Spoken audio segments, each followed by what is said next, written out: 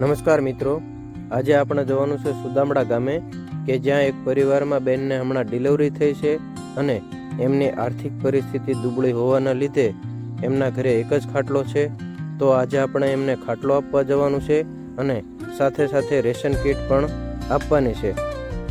જરૂરિયાતમંદ લોકોને ખાટલા વિતરણ માટે મૂળ સુદામડાના સ્વર્ગસ્થ અરવિંદભાઈ પી સોલંકીએ શ્રી કરુણાનિધિ સેવા ટ્રસ્ટમાં ₹10,000નું યોગદાન આપેલ હતું.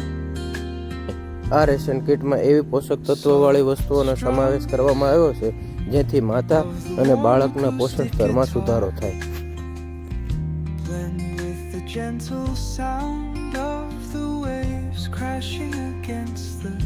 અને પછી થોડાક દિવસ પછી છે ને આ બે બાળકને લઈને આવો.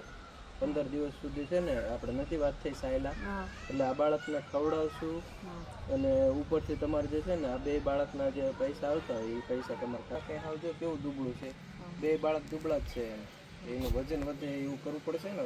આનો બી ડિલિવરી થઈ હતી ને તો આનો બી વજન જ છે.